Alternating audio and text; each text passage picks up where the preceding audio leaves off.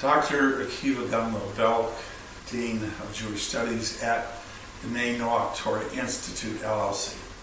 Welcome to Bereisheit, Limood, Vav.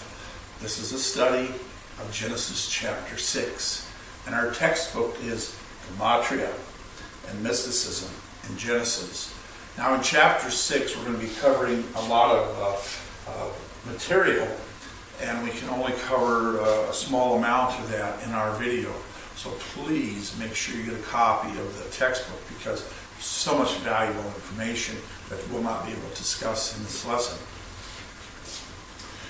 Genesis 6 is verse 1 through 22.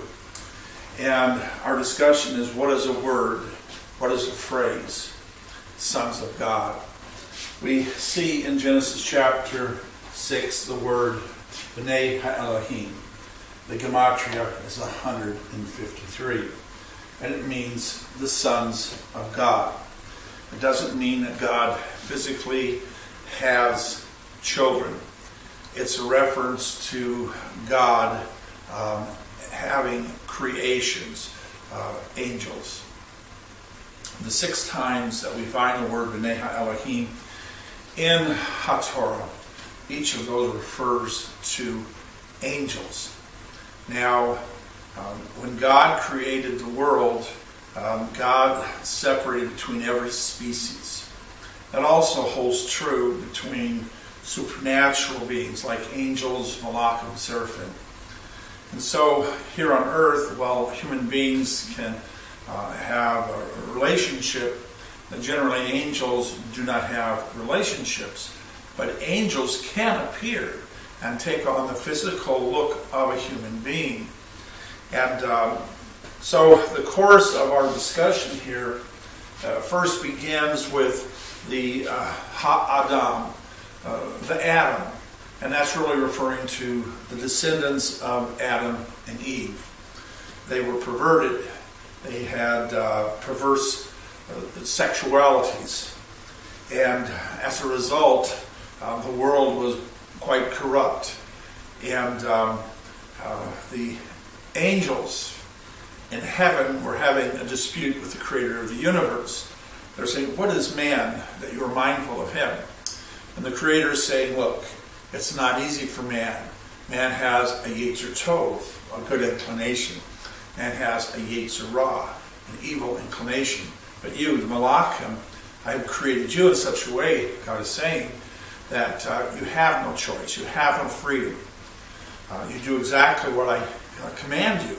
And so the angels are saying, look, if you allow us to go to earth, and there were 2 angels specifically, and if you allow us to go to earth, we can live right alongside humankind, and we can keep your observances, and we can live without sinning. And so the creator of the universe permitted this. And 2 angels came to earth. They were there a very short time. The first thing that they notice when they come to earth is the daughters of men. They were very beautiful. Now, you think about this for a minute. When we go to Abraham Avinu, Abraham our father, he was born in 1948 FC from creation. But in the year 137 years later, so that would be like 2070 something, the Torah records that Abraham is coming down off of Mount Moriah after offering Yitzhak, his son. And he's looking at Yitzhak and he's thinking to himself, it's not good for my son Yitzhak, Isaac, to look exactly like me. We look like twins, and people are often mistaking us as twins. And so Abraham, even though he was 137 and Isaac was 37, and neither one had aged. You see, age didn't exist until Abraham expressed this thought. And then the creator of the universe, at that very split second, caused aging to come upon humankind.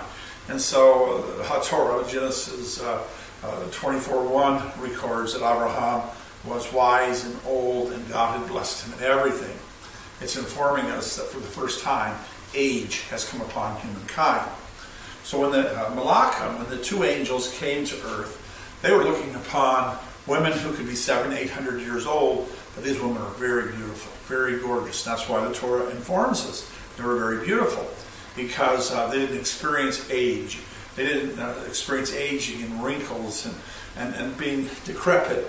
They were vital and youthful and having children into those very, very late years. And when someone would die, when they would pass this world, they would sneeze, their spirit would leave, that would be it.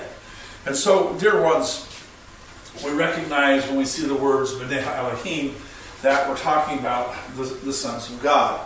Now, these sons of God were not rulers. Some would like to tell us that they're rulers. But we know they're not rulers for a number of reasons, which is one example. The product of the relationship between angels and the daughters of men produced awkward and strange beings. They were part spiritual and like angels, and they were part physical like human beings, and they were very strong, and they were very powerful, and they were different than human beings. And so we recognize that rulers and the sons of rulers or the sons of judges would not have that impact upon the daughters of men. It was supernatural beings. It was angels. And so we recognize that in another gematria, vinu, which means to do iniquity, that these angels became the Nephilim, the fallen. And that's what Genesis chapter 6 describes them as, the Nephilim, the fallen. And they fell because they lusted after the daughters of mankind. But it wasn't just that they lusted after the daughters of mankind. Torah tells us clearly that when they saw the daughters of man, that they were very beautiful, and they took whoever they chose to be a wife to them. So they took other men's wives. They took other men's grandmothers, great-grandmothers, great-great-grandmothers, daughters. And whoever they wanted, they took and they made them their wives, and they bore these unusual children to them. Now, our world was already corrupt at that time. It was sexual perversion. We discuss it in the notes. But this contributed to the sexual perversion even being worse than it was. So the angels that said, hey, we can go to earth and we can live in perfection among humans, failed. And that's how they become known as Nephilim, the fallen. And we see that they did iniquity. And we see that the gematria for each of these is 153. And so when we're looking at gematria, we're recognizing that one word, that two words, it could have such a unique relationship together as we see here. Now, one of the questions that I have, obviously, would be for the class that's entitled Christians with Questions.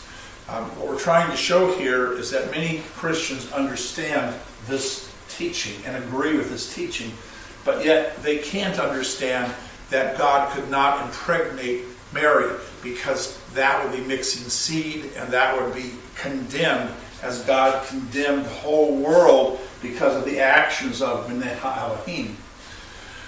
So, it's something for Christians to give some thought to, about another reason why it would be impossible for God to impregnate a woman, especially a man's wife, as we recognize Mary was the wife of Joseph.